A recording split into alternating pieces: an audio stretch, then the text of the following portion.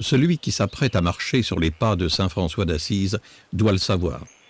Un jour ou l'autre, dans l'un des nombreux lieux qu'il aura l'occasion de visiter, il se retrouvera seul avec le petit pauvre.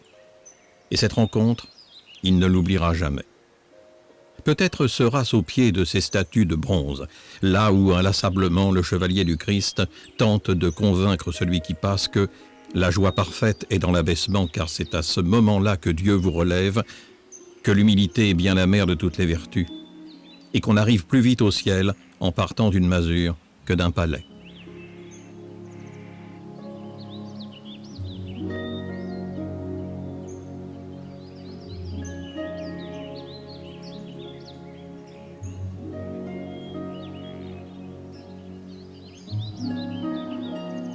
Peut-être sera-ce en confectionnant l'une de ces fragiles petites croix de bois, muets et émouvants témoignages de fervente piété, qui fleurissent comme autant de pensées, comme autant de souvenirs, tout au long de bien des chemins malaisés qui nous mènent aux ermitages. C'est au lieu de la pensée franciscaine, tout empreint de sérénité, où, à l'ombre de François, on se prend à croire à des jours meilleurs.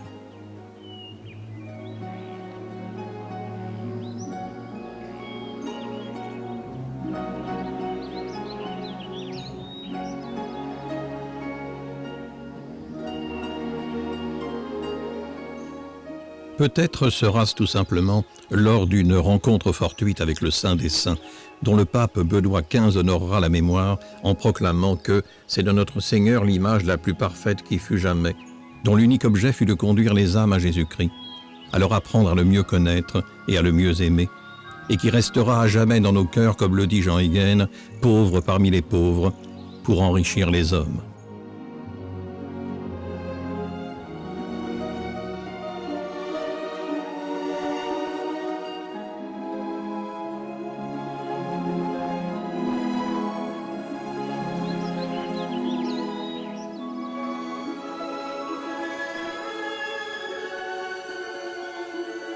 Comme l'a si bien écrit Édouard Schneider, Assise est pour nombre d'âmes une double patrie. Parce que le cœur du Poverello y bat à jamais vivant, et parce qu'au sein de sa pure beauté, lui, inextinguible, le plus beau symbole de paix. À Assise, en effet, il n'est pierre qui ne batte du cœur de François. Double aussi est la surprise du pèlerin, qui constate stupéfait qu'Assise est une ville animée et néanmoins silencieuse. Comme si citadins et touristes s'attendaient en permanence à voir apparaître le mendiant magnifique au détour d'une ruelle moyenâgeuse. Présent, il l'est ô combien, dans la basilique Saint-François, construite entre 1228 et 1280. Les fresques, en particulier celles de Giotto, le maestro di San Francisco, sont évidemment incontournables pour celui qui marche sur les pas de Saint François d'Assise. Grâce à Dieu, ces œuvres nous restituent les principaux épisodes de la vie du saint, dont Thomas de Celano, son premier biographe, disait que ce n'était pas un homme en prière, mais la prière même, et qui nous apparaît tel qu'il fut, tout rempli de la grâce et de la sagesse du Sauveur, tel saint Paul, qui disait « Ce n'est plus moi qui vis, mais le Christ qui vit en moi ».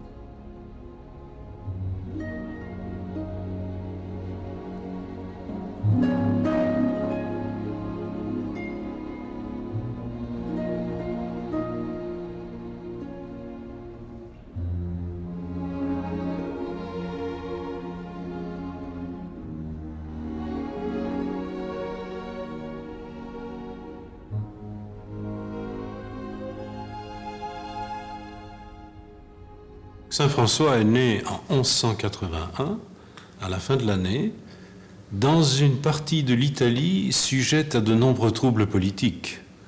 Il faut savoir qu'il y a une double polémique dans cette région, à la fois avec l'Empire, parce que c'est une terre qui est toujours sous la domination de l'Empire, du Saint-Empire romain germanique, et puis ensuite une concurrence effrénée entre les villes, les petites villes italiennes, les cités italiennes qui essayent de prendre leur indépendance.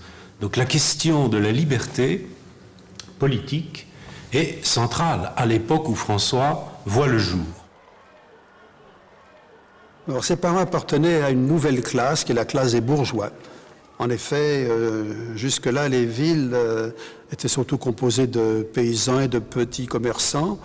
Mais depuis quelques années, les commerçants se sont enrichis, sont devenus des marchands, c'est-à-dire des gens qui font fortune en faisant des échanges à grande portée, par exemple en fréquentant les foires, en ramenant la marchandise, en la vendant avec une certaine spéculation. Ses parents font partie donc d'un milieu relativement aisé. Ils relèvent de l'aile marchande de la société de l'époque, si vous voulez. Donc l'aile marchande et marchante, c'est-à-dire c'est la partie la plus innovatrice de la société. Alors cette nouvelle classe des marchands revendique le pouvoir et on assiste donc dans presque toute l'Europe, surtout l'Allemagne du Nord, l'Italie du Nord et puis ensuite la France, à l'émancipation communale. Donc qui va donner naissance à une nouvelle classe, donc classe des bourgeois, qui gouvernent la ville, qui ont la richesse et qui désormais n'ont plus besoin en quelque sorte de la tutelle des nobles. Ces bourgeois dans le sens bien sûr médiéval, ça n'a rien à voir avec la bourgeoisie du 19e siècle, s'entend, c'est le bourgus. Le bourgeois c'est l'habitant de la cité. Donc ce sont des gens qui prennent conscience progressivement de leur autorité, de leur autonomie, de leur pouvoir économique, mais aussi spirituel. Et c'est une nouvelle civilisation qui commence. Donc François appartient à cette classe montante d'une bourgeoisie qui est fière de l'être et qui s'enrichit. Bien que la ville soit modeste, son père est un riche marchand qui n'hésite pas à courir toute l'Europe. Il va dans les foires jusqu'à Provins, en France. D'ailleurs, François porte son nom à cause du succès du négoce de son père. Son père était absent lors de la naissance de son fils. Quand il revient, son fils a été baptisé sous le nom de Jean-Baptiste et il le change son nom en Francesco, qui veut dire le petit français. Et alors les premiers biographes vont jouer sur la signification étymologique du mot, le franc, le francus, donc François comme homme libre. Parmi les lieux où François a laissé son empreinte, figure en bonne place la cathédrale Saint-Rufin. Ainsi qu'il est écrit, c'est là que le nouveau-né cessa d'être fils de la colère, pour devenir fils de la grâce. En contemplant avec émotion le magnifique baptistère, on se prend à sourire à l'idée que c'est dans cette cathédrale, modeste petite église en 412, lorsqu'elle fut bâtie pour abriter le corps de Saint-Rufin, patron d'Assise, qu'entrera dans la vie chrétienne l'enfant qui deviendra, lui, patron de l'Italie. Parce que le Seigneur lui ayant accordé le privilège de la très haute pauvreté, il fit le vœu de ne la point pratiquer héroïquement, mais aux côtés des pauvres. Un vœu de pauvreté qui devait d'ailleurs lui coûter très cher. Les biographes vont évidemment mettre en valeur cet aspect volontariste, ce côté capable de commencer des choses nouvelles, capable aussi, disons, d'épouser aussi son époque, parce que dès le début, au fond, François va rompre avec le modèle ancien de la société médiévale. Alors au niveau civil, parce que il refuse au fond les trois fonctions, si vous voulez, les fameuses fonctions définies de la société médiévale, c'est-à-dire la fonction de souveraineté. Il ne désire pas être prêtre, donc il ne désire pas avoir cette fonction de souveraineté. Il ne désire pas avoir la fonction de chevalerie, c'est-à-dire il va à un moment être tenté, bien entendu, parce que ça fait partie aussi des grandes fonctions de la société ancienne. Donc il sera tenté par ce modèle ancien, ce qui manifeste aussi son côté chevaleresque, évidemment, sa courtoisie, mais il va finalement refuser d'entrer dans la logique chevaleresque. Donc ceux qui prient, ceux qui défendent ceux qui prient, et ceux qui nourrissent ceux qui prient, c'est-à-dire le monde paysan, le monde de la terre. Alors il va aussi rompre avec le monde de la terre.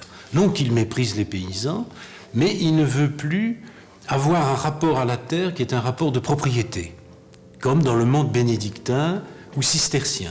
Donc, ni Saint-Benoît, ni Saint-Bernard. Il le dit d'une manière un peu provocante.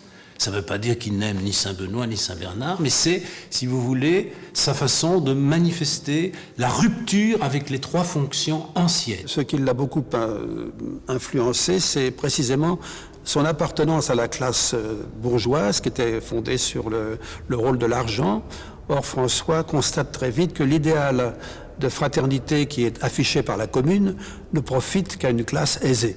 Et donc il reste un grand fossé entre la pauvreté de la majorité de la population et puis la classe dirigeante des bourgeois. Alors je pense que cette expérience l'a fait réfléchir. Il était généreux, il faisait facilement l'aumône et il est impressionné par le décalage qu'il y a entre l'idéal communal ou l'idéal évangélique, mais tout simplement, et puis les relations réelles, concrètes de la population d'Assise. D'une certaine façon, quand il quitte sa famille, il quitte aussi une classe sociale. Qui rompt avec le mode de vie de son propre père, le mode commercial, le mode de la vie économique, où l'argent joue de plus en plus un rôle envahissant. Et donc, en rompant avec son père, c'est aussi avec cela qu'il rompt. D'abord, c'est pas d'abord un problème de relation personnelle. Ici, la rupture, il le dit lui-même, n'est-ce pas? C'est-à-dire que la rupture avec son propre père lui a permis de découvrir ce que c'est vraiment la paternité. La paternité n'est pas quelque chose qui est, comment dirais-je, résumé dans son propre père. Donc, désormais, je n'appellerai plus père mon propre père, mais notre Père qui est aux cieux. Voyez. Donc en même temps, la rupture est déjà une prière. Comme Assise est belle, parée des légendes qui émailleront la vie de saint François. Dans l'église Sainte-Claire trône le Christ byzantin qui lui dit, alors qu'il était en prière devant le crucifix de bois de la petite chapelle Saint-Damien qui menaçait de s'effondrer, « Occupe-toi de réparer ma maison qui tombe en ruine. » On sait qu'il s'y emploiera.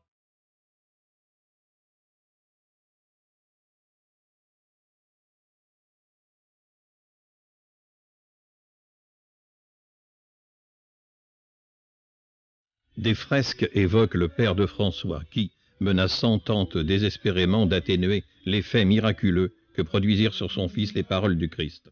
En vain, car comme l'écrira Homère Anglebert, Jésus avait imprimé en son cœur les plaies sacrées dont il devait plus tard marquer son corps stigmatisé. Elle nous restitue, ces fresques, l'image d'une cité qui vibrait au rythme du conflit qui opposait le père et le fils, et nous conduisent à nous rendre Chiesa Nuova, où s'ouvre pour nous la porte du cachot, dans lequel Pierre Bernardone tint François prisonnier, dans l'espoir qu'il renierait un jour sa vocation. L'église fut érigée en 1615 sur, dit-on, le lieu même où se trouvait la maison des Bernardone et donc où naquit François.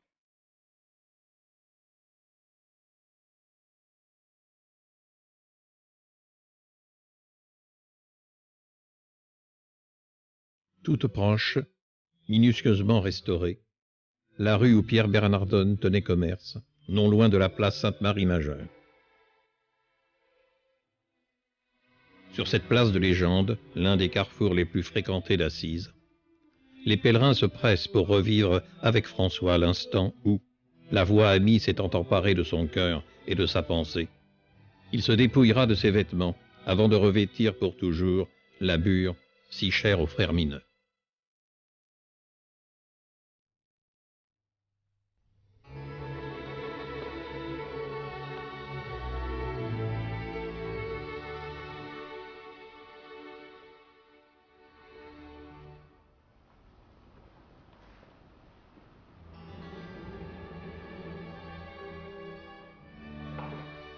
Si bien documenté qu'il soit, celui qui s'apprête à marcher sur les pas de saint François d'Assise découvrira avec surprise la portioncule, la petite chapelle guère plus vaste que ne l'était son cachot, que François restaura lorsqu'il en eut terminé avec saint Damien.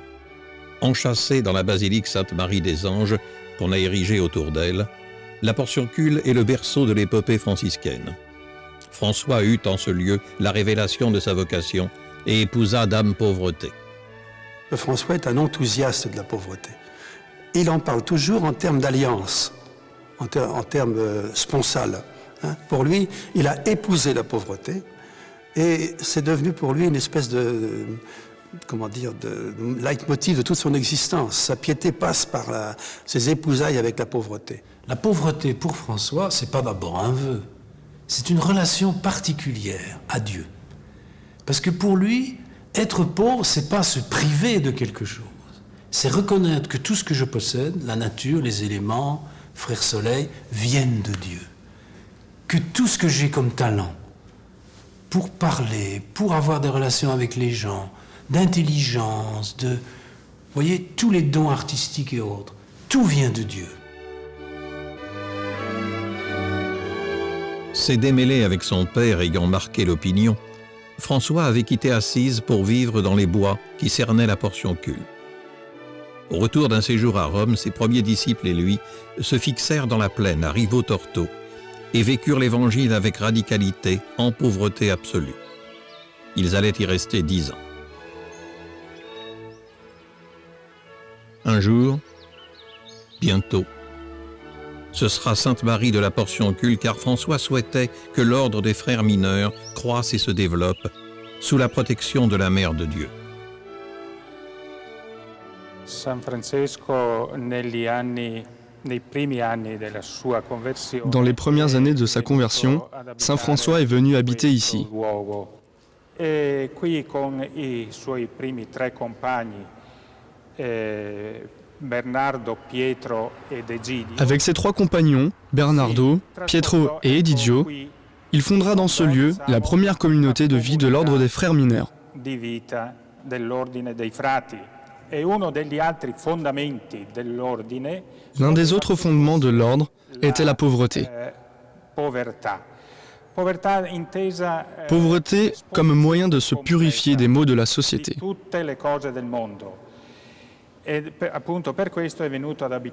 Ainsi, il est venu habiter dans ces cabanes, un lieu très pauvre, privé de toute richesse. Diciamo brutta, casa priva di qualsiasi addobbo, povera, ecco, insignificante. E voleva quindi che abitando qui. Il voulait, en venant habiter dans ce lieu, que les autres frères s'éloignent de tout bien matériel. Tutto ciò che porta all'attaccamento delle cose. E proprio qui, chiamiamolo il mistero se vogliamo chiamarlo, Saint François s'est ici libéré de tous les maux du monde. Nous le connaissons comme un homme libre, car il s'était donné au Seigneur.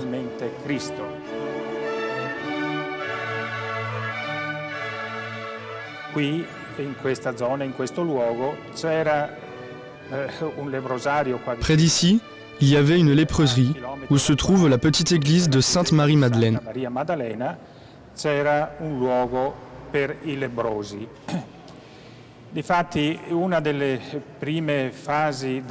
Une des premières phases de la conversion de Saint François fut sa rencontre avec les lépreux.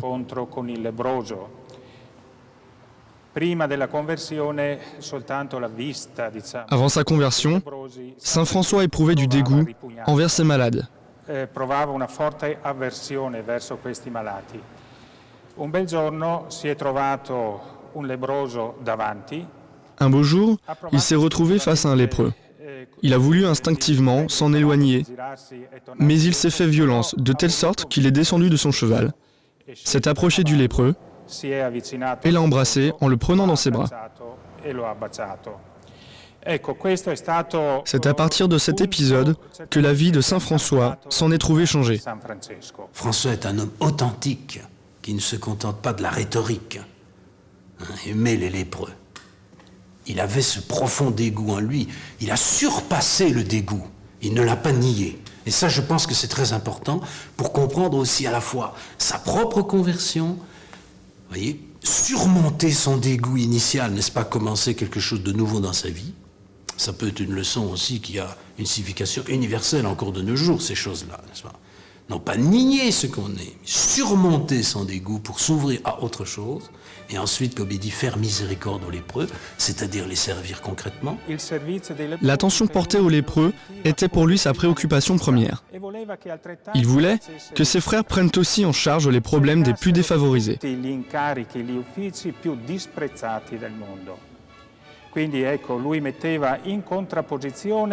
Ainsi, il mettait en avant l'aspect humain en opposition avec le matérialisme de la société.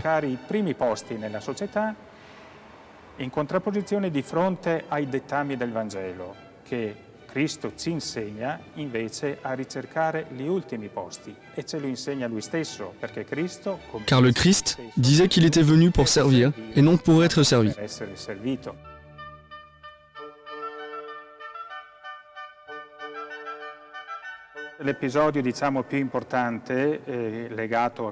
Ici, Saint François a rédigé la première règle de l'ordre des frères mineurs. Règle ou norme de vie, comme il l'appelait, basée exclusivement sur l'Évangile, la parole de Dieu.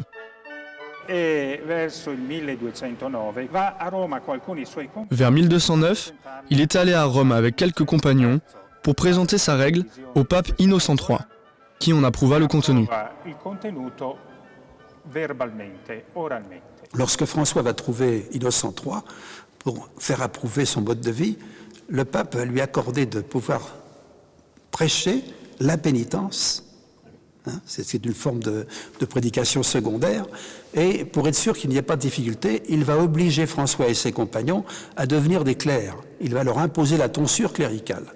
Ce qui plaisait certainement pas beaucoup à François, mais qu'il a dû accepter. Alors c'est à partir de ce moment-là seulement, muni de la tonsure cléricale, qu'il peut se permettre de prêcher dans une église. François se situe certainement dans un mouvement général de recherche d'évangile pour le peuple. L'Église a déjà 1200 ans à l'époque de François. Elle apparaît à l'époque comme une institution vieillie. Et le pape Innocent III lui-même, quand il va inaugurer le concile de Latran IV, va dire l'Église est une vieille institution, il faut la rénover. Et il faut la rénover depuis les pieds jusqu'à la tête. C'est-à-dire qu'on a envie vraiment d'une réforme de l'Église. Alors François ne se situe absolument pas comme un réformateur, parce que c'est pas un homme qui imagine avoir un rôle. François n'est pas quelqu'un qui s'est donné une mission dans l'Église. Il a vécu au jour le jour, en suivant l'inspiration de l'Évangile, mais sans prétendre lui-même avoir un rôle de réformateur ou de formateur. C'est donc à son corps défendant qu'il institue un ordre. Comme François n'était pas un clerc, mais un laïc, comme il n'était pas prêtre, c'est quelqu'un qui voit les choses autrement que dans la hiérarchie cléricale. Même l'Évangile, là aussi, souvent, il y a une ambiguïté. On dit, François, c'est le retour à l'Évangile. Oui, mais c'est pas l'Évangile des textes seulement. Mais en plus, c'est des évangiles fragmentaires. Il n'en retient que des versets qu'il réorganise. Il a transformé ça en vertu de commencer des choses nouvelles.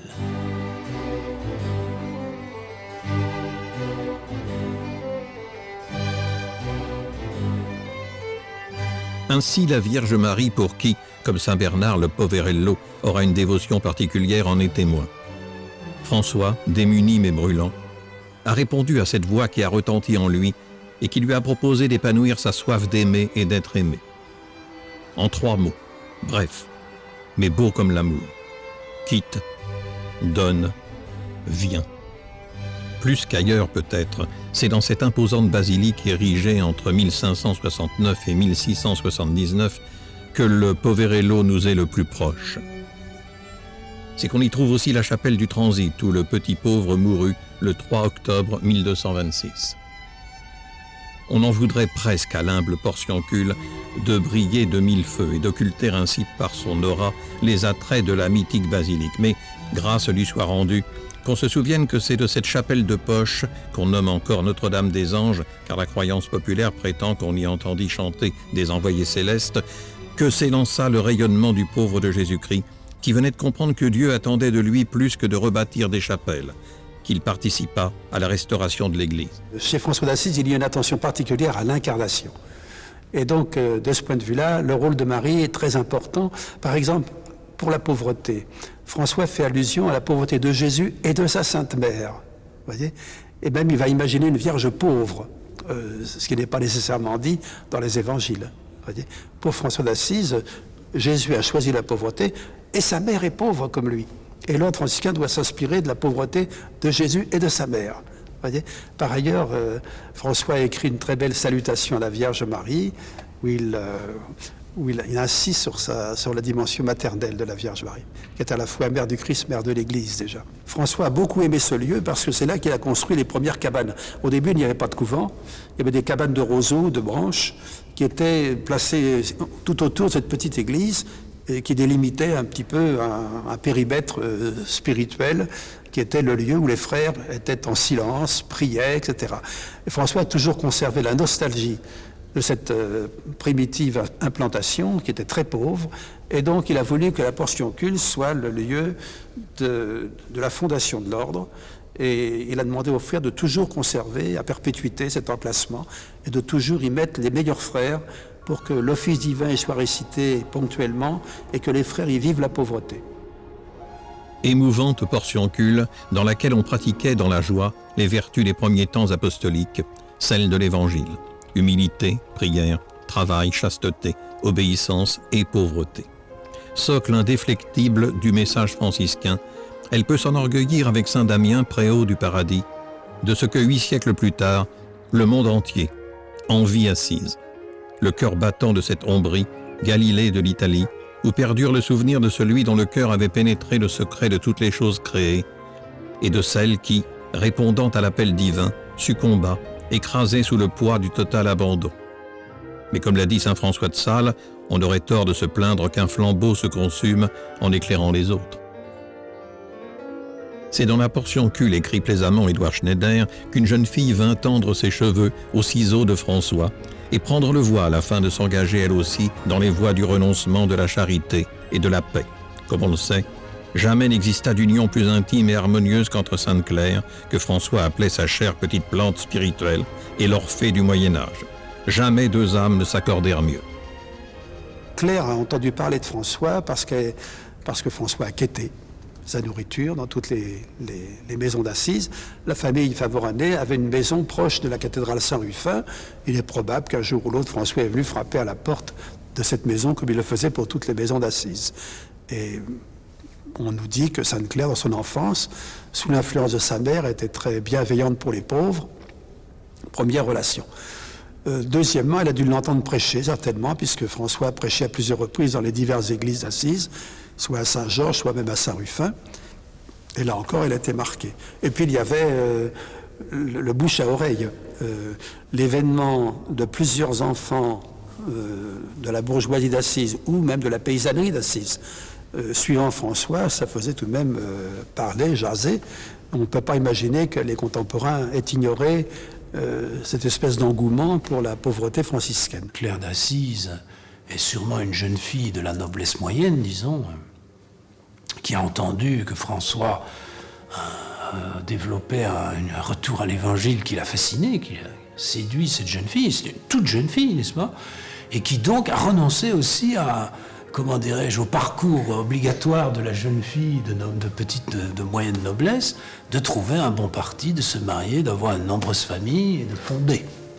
Elle a donc pris le risque de quelque chose d'autre. Vous voyez, que François a suscité très tôt, parce que là, ça se situe effectivement très tôt, après la conversion de François, donc quelques temps après, ça s'est fait très très vite.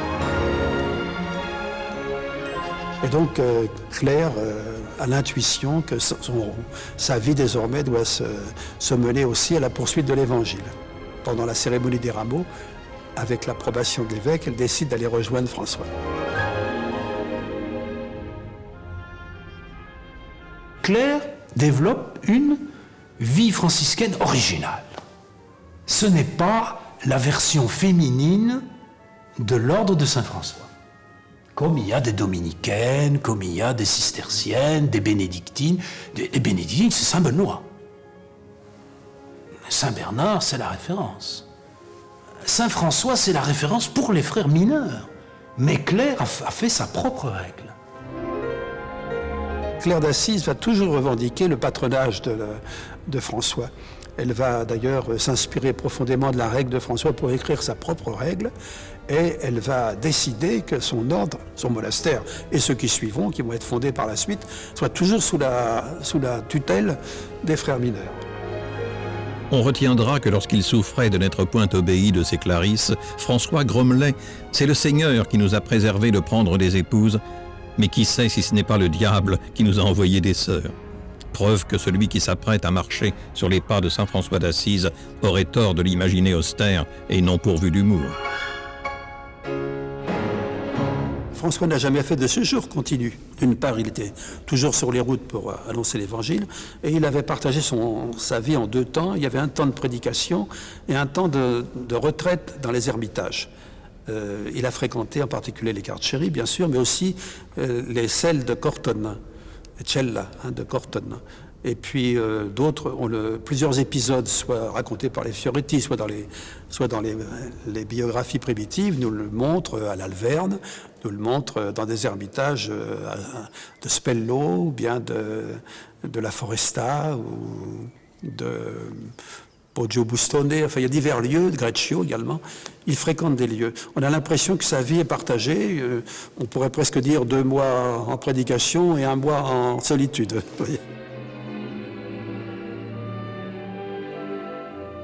François semble doué du don d'ubiquité. Il est partout. Inlassable prédicateur itinérant au service des hommes et de Dieu. Il est aussi un contemplatif. Les carcéries du mont Subasio en témoignent. Et c'est avec émotion qu'on descend dans la grotte où, dormant sur la pierre, il aimait s'isoler et retrouver dans la prière l'intimité de Dieu. Là, le bon pasteur de l'Évangile, qu'alentour on appelait déjà le Saint, se cache dans la lumière, ainsi que Dante l'a écrit. Il se quitte lui-même pour s'abandonner à Dieu et s'unir à lui. Nous apprendrons plus tard que la prédilection de François pour les grottes dérivait de la croyance médiévale selon laquelle ces fentes étaient conséquentes au tremblement de terre qui avait suivi la mort du Christ.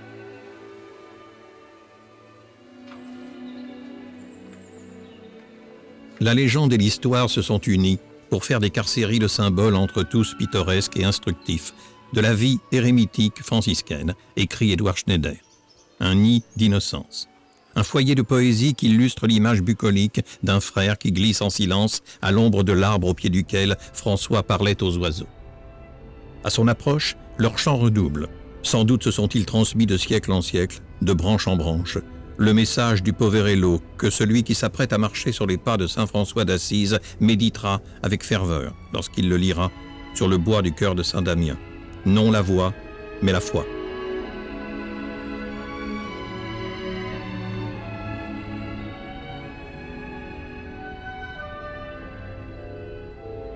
Non la clameur, mais l'amour. Non la corde, mais le cœur chante comme une cithare dans l'oreille de Dieu. À partir du moment où on a vu en François un homme qui vivait parfaitement l'Évangile, on le considère comme un nouvel Adam. Voyez ?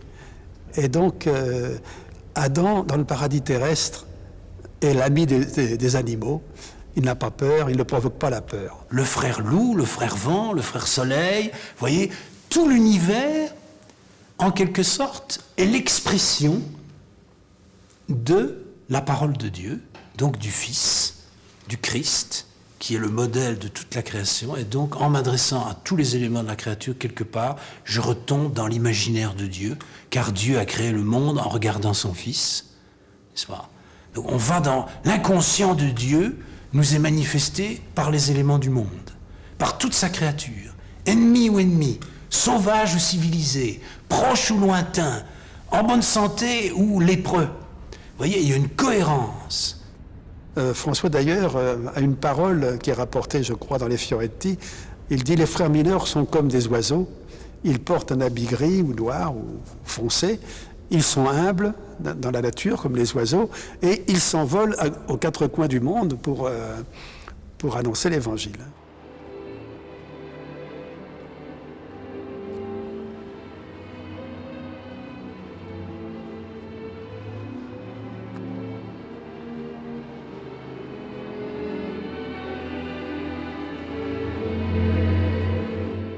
Sur l'île Majeure, véritable bijou verdoyant dont le lac Trasimène et l'écrin, François, dans le silence et la solitude, l'âme toute frémissante sous la touche de la main de Dieu, se quittait lui-même pour laisser la place au Tout-Puissant et s'unir à lui, écrit Julien Green. Il faisait taire le tumulte de ses pensées et, dans cette nudité de l'esprit, s'ancrait définitivement au Christ crucifié.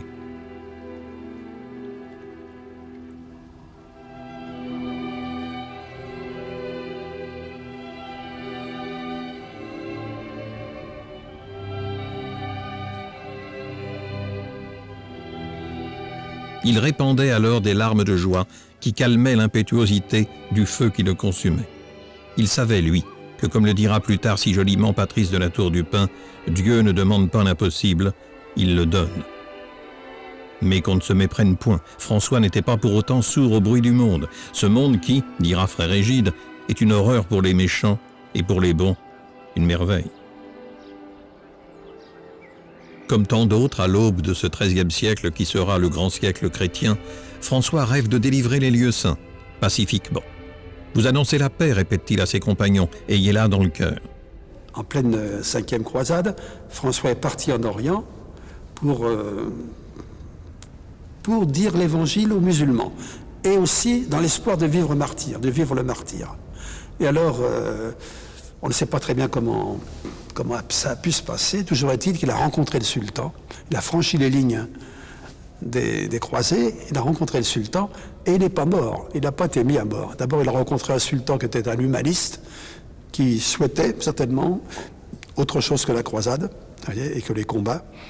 Et donc, il a reçu François avec une certaine sympathie, qu'il l'a écouté, et puis qu'il l'a renvoyé. Et François n'a pas réussi à le convertir, mais c'est un épisode extraordinaire parce qu'il est très symbolique du mouvement de changement dans l'Église. Jusqu'ici, on faisait la croisade, désormais, on va essayer le dialogue.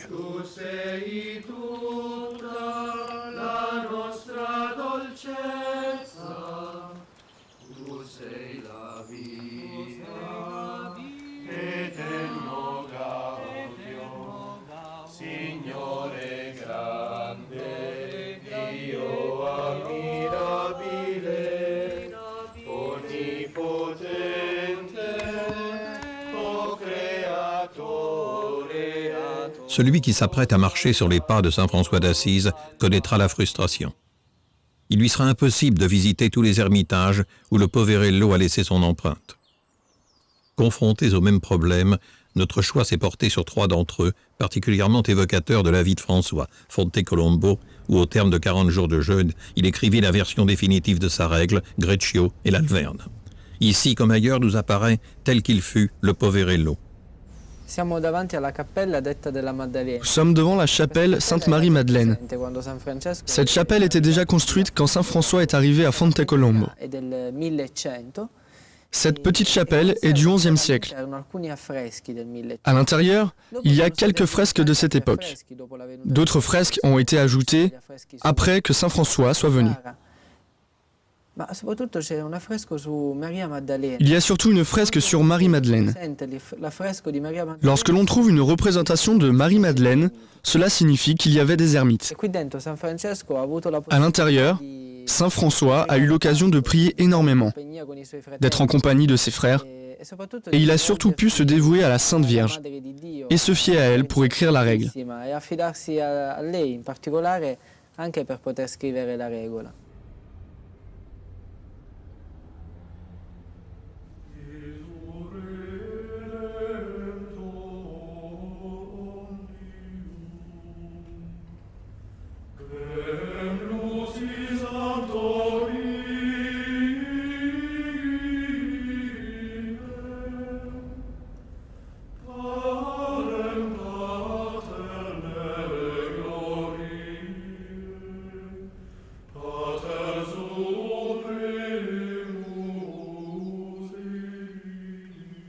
La montagne qui dominait Greccio fut offerte à François par le seigneur du lieu, qui attachait moins d'importance à la noblesse de sang qu'à celle de l'âme.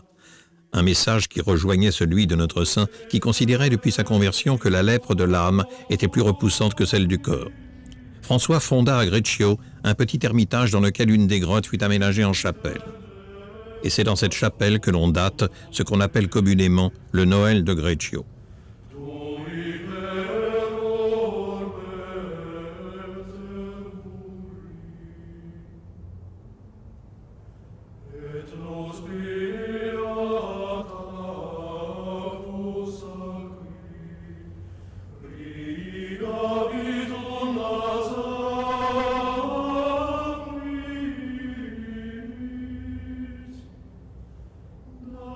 Cette nuit de Noël 1223, notre homme inspiré une fois encore, demanda qu'on installât dans la grotte une mangeoire gorgée de paille et qu'on plaçât sur ses flancs un bœuf et un âne. La messe fut dite devant une foule émerveillée dans laquelle se trouvaient certains qui jurèrent avoir vu François tenant dans ses bras l'enfant baigné de rayons. Pour François, quelques dernières heures de bonheur qui préfigurent le temps des épreuves, mais qui, dans l'imagerie populaire, feront de lui l'inventeur de la crèche de Noël.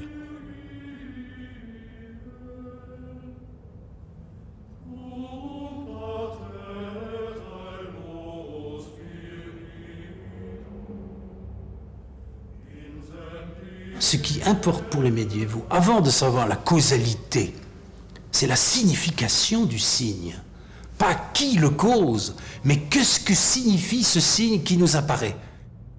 Mais le signe est d'abord un signe de l'amour de Dieu à François qui répond à cet amour. C'est ça que les gens ont retenu. Les stigmates, c'est quelque chose de nouveau. Jamais avant François, un homme n'a été stigmatisé, pas même Jésus. Parce que Jésus, il a été crucifié, pas stigmatisé. Ce qui est tout à fait différent. Vous comprenez? C'est quand vous êtes crucifié, c'est quelque chose qui vient de l'extérieur, tandis qu'ici, c'est quelque chose qui vient de l'expression même corporelle de la passion. La présence de Dieu chez François, elle est claire, elle est liée à tout ce que nous avons développé au sujet de l'impression de l'amour du Christ dans le cœur de François, depuis le Christ de Saint-Damien jusqu'à l'Alverne, qui bien entendu reproduit dans l'imaginaire des conformations au calvaire, bien entendu. Vous voyez, on va de Greccio, de la crèche au calvaire. Toute la vie de François, n'est-ce pas, devait se conformer au récit de la vie du Christ. Il n'y a que la douleur qui permette à une âme de dire avec certitude « Mon Dieu, vous voyez bien que je vous aime ». Au moment d'aborder l'épisode le plus chargé de mystère de toute la vie de François, nous revient en mémoire le mot de Padre Pio, qui lui aussi connut la grâce inouïe de l'union avec le Sauveur crucifié. Sur l'Alverne, les foudres sacrées descendirent alors en flammes sur le Poverello, qui déjà plus âme que corps se consumait et échappait à la terre. Un ardent besoin de la croix le possédait, tout en lui éclatait d'amour. « J'ai vidé mes yeux de leur lumière à force de pleurer, dit-il un jour à l'un de ses frères. J'aurai désormais bien des occasions de regarder en dedans de moi-même. C'est en nous-mêmes que nous voyons le mieux Jésus. »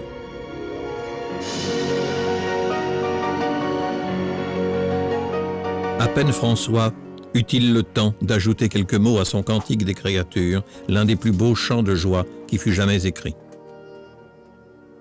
Le Cantique des créatures, c'est un moment très émouvant de la vie de François.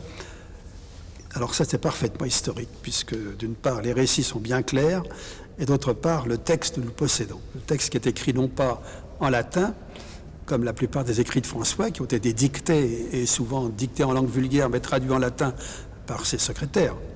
Là, nous avons un texte dans la langue originale qu'on appelle l'ombrien ancien, c'est-à-dire une des langues qui a donné naissance à l'italien. Si bien que l'Italie d'aujourd'hui considère ce texte comme étant le berceau de la langue italienne. Donc François est aveugle, il est atteint par diverses maladies, il souffre de ces stigmates.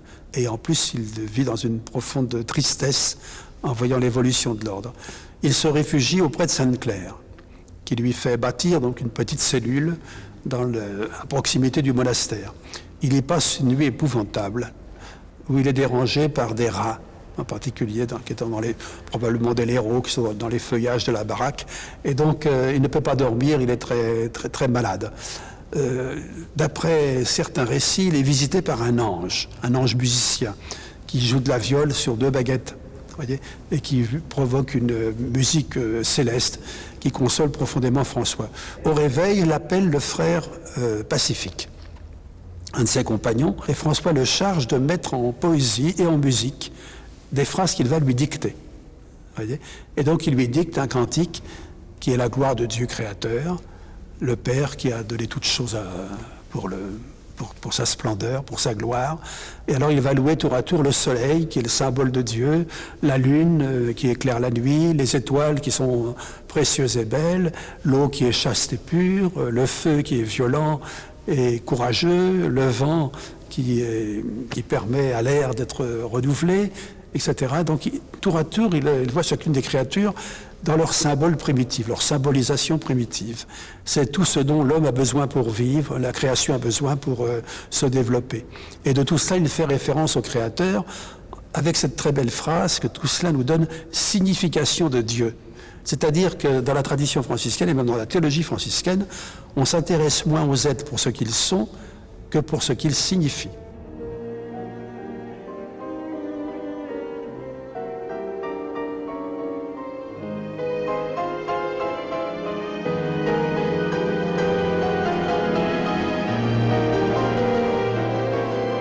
toute la communauté franciscaine, toute la fraternité franciscaine sait qu'il va mourir. François est un mort en sursis depuis ses stigmates. Il était très malade, il avait beaucoup de mal à se nourrir, il était très maigre, ses plaies le faisaient souffrir, mais elles étaient encore inconnues de la plupart de ses contemporains. Simplement, quelques frères qui vivaient avec lui avaient eu une vague révélation des plaies de François. Et donc, il est ramené à Assise, on pourrait presque dire sous escorte. Et François, donc, en apercevant la ville, la bénit une dernière fois, alors qu'il est déjà aveugle et qu'il ne la voit plus. Et puis on le ramène dans une petite cabane de la Portiuncule. Alors, François désire mourir comme le Christ, c'est-à-dire nu. Il y a toute une spiritualité de la nudité au XIIe, XIIIe siècle. François désire mourir nu comme le Christ était nu sur la croix. Et quand il sent qu'il va mourir, il se fait déshabiller. Et puis, il demande qu'on lise l'évangile de Saint Jean. Et il fait une sorte de paraliturgie du partage du pain eucharistique. Il n'était pas prêtre, il ne célébrait pas la messe, mais il fait venir du pain et il le partage pour les frères. Et puis également, pour assurer sa succession, il va demander à bénir les frères. Il fait venir spécialement Bernard de Cataval et Élie. Et selon la tradition, pour les bénir, il va croiser les mains, comme l'a fait Isaac.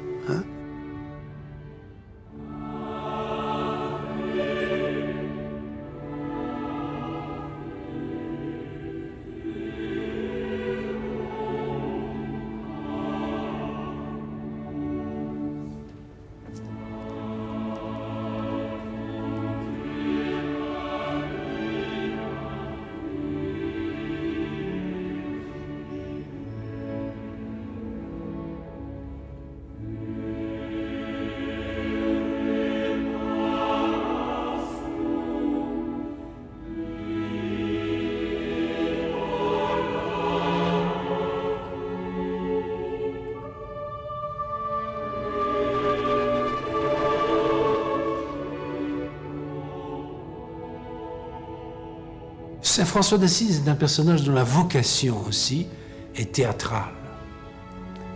Au sens positif du terme, certes, mais en même temps quelqu'un qui prête justement au récit merveilleux. Justement, par sa proximité avec la nature, avec les animaux, avec les éléments, il y a une dimension de conte, il y a une dimension de merveille, parce que c'est un personnage qui a émerveillé ses contemporains. Parce qu'il a vécu finalement assez peu, n'est-ce pas, 45 ans environ. Donc c'est pas quelqu'un qui a eu le temps de rester longtemps sur la terre. Partie des gens rapides, comme le Christ, comme Thérèse de Lisieux, c'est des gens dont la spiritualité est énergique. C'est des gens qui donnent tout, qui n'économisent pas leur force.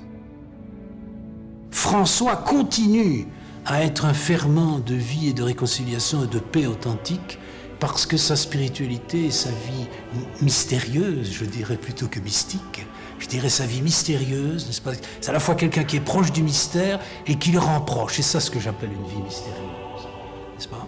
Elle est toujours en activité, non seulement par les franciscains, parce qu'il faut précisément être fidèle à François sur ce point. L'esprit de François, l'esprit franciscain n'est pas quelque chose qui relève de l'ordre franciscain ou des ordres franciscains au cours de l'histoire. Bien sûr, on tient en la mémoire de François d'une manière très particulière, n'est-ce pas, très farouche, certes, quelque part, et il en faut, n'est-ce pas, mais ce qui est passé par François excède largement, n'est-ce pas, la vocation franciscaine, au sens vocation chrétienne, vocation catholique, parce que d'abord, il y a des franciscains anglicans, des franciscains protestants, qui sont d'ailleurs parfois habillés comme nous, n'est-ce pas, comme les catholiques. C'est unique, ça. Vous ne trouvez jamais des ordres religieux, n'est-ce pas, qui ont passé les frontières des confessions. Ça, c'est extraordinaire, ça pouvait arriver qu'avec Saint François, vous voyez. Loué sois-tu, Monseigneur, pour notre sœur la mort corporelle, à qui nul vivant ne peut échapper. Malheur à celui qui mourra dans l'état de péché mortel. Heureux ceux qu'elle trouvera, faisant tes saintes volontés, car la seconde mort ne leur fera pas mal. Le monde d'aujourd'hui retrouve François. Il n'a jamais été absent des cœurs chrétiens. C'est certainement l'un des saints qui a été le plus vénéré au cours des siècles. Alors, pourquoi François aujourd'hui? Pourquoi on le redécouvre? Je crois que c'est parce que dans la richesse du monde occidental, Tout le monde est un peu nostalgique d'un monde où on serait moins dépendant des biens matériels. On se rend compte que le matérialisme envahit tous les aspects de la vie publique et de la vie personnelle. Et donc, il y a toujours un désir de retour à la nature, à la simplicité, au dépouillement, qui habite nos contemporains, même les plus nantis. Voyez ? Alors, de ce point de vue-là, François a sa place. Il y a également, nous sommes dans un monde de civilisation urbaine et technologique. Or, François apparaît un peu comme un homme qui vit dans une nature libérée dans la nature, dans une nature amie. C'est ce qui fait que les écologistes s'en réclament, c'est ce qui fait aussi que les poètes voient toujours en François un chrétien qui ne s'encombre pas de complications, qui est vraiment simple avec le monde des créatures. Il y a un autre aspect qui est certainement au fond des cœurs, en tout cas des chrétiens, c'est cette facilité qu'il a dans la prière. C'est un homme qui est à l'aise avec Dieu. Il se considère vraiment comme un fils qui est à l'aise avec son père.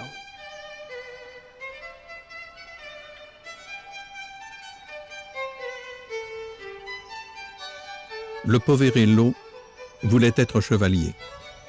Il fut chevalier du Christ. Un chevalier qui eut le bonheur de servir le meilleur et le plus puissant des rois. Chevauchant sa vie durant aux côtés de ses déshérités, vrais frères de ce Christ qui n'eut pas où poser sa tête, il a fait d'Assise la cité blanche et rose, ce qu'elle n'a jamais cessé d'être, la capitale du recueillement, de la ferveur et de la dévotion.